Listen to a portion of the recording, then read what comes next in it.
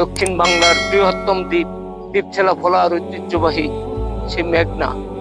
এই মেঘনার উপকূলে আমরা বসবাস করি। আপনারা দেখতে পাচ্ছেন এই যে পূর্ব দিকে ছোট ছোট চর, আর এদিকে দেখতে পাচ্ছেন ব্লক দ্বারা এটাকে মেঘনা ভাঙন রোধ করার জন্য প্রকল্প বাস্তবায়ন করা হয়েছে।